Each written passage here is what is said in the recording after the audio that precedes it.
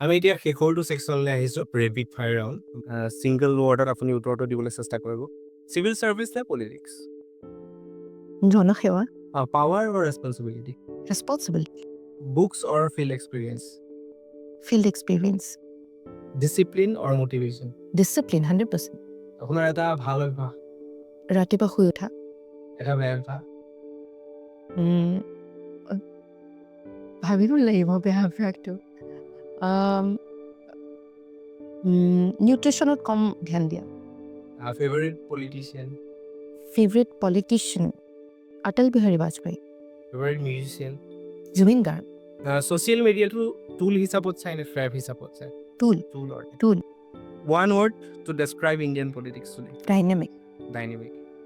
BJP, AGP নে Congress? None, future of Indian politics? Bright, আপুনি ভাবে নেকি যে এডুকেশ্যনটো বৰ্তমান বিজনেছলৈ কনভাৰ্ট হৈছে? everything has been converted into business, nothing is not converted into business. হয়, আপোনাক যদি স্ক'প দিয়া হয় যে আপুনি এগৰাকী ডাঙৰ এণ্টাৰপ্ৰিনিয়ৰ হ'ব বা বিজনেছমেন হ'ব, বা আনহাতে আপোনাক এগৰাকী ডাঙৰ পলিটিচিয়ান হিচাপত আপোনাক স্ক'প দিয়া হৈছে, কোনটো চুজ কৰিব? য'ত মই ভাবোঁ যে বেছি ভালকৈ মই কিবা এটা দি থৈ যাব পাৰোঁ, যিটোৰ দ্বাৰা মানুহে মোক মানে তৃতীয় প্ৰজন্মলৈকে মোক মনত ৰাখে। কোন বেছি পাৱাৰফুল, বিজনেছমেন নে politician? Both are powerful in their own ways.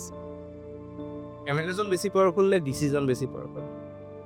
DC, DC বেছি পাৱাৰফুল। কিন্তু আমি যদি চাওঁ ডিচিকো ধৰক এমএলএ কেতিয়াবা in the powerful in the sense ডিচিজনে নেক্সট তেওঁৰ গোটেই কেৰিয়াৰটোত আৰু বহুত কাম কৰিবলৈ সুযোগ থাকি যায়।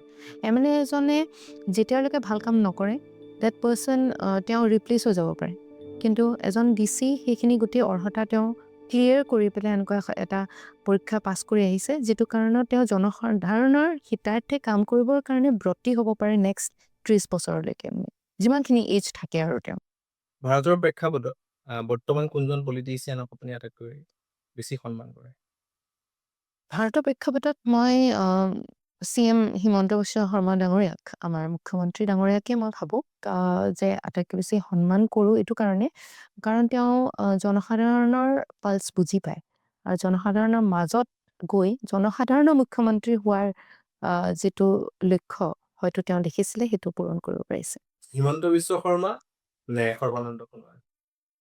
দুয়োজনে ভাল, কিন্তু মই ভাবোঁ যে CM আমাৰ বৰ্তমানৰ CM তেওঁ কিছু ক্ষেত্ৰত অলপ বেছি ডাইনামিক হয়।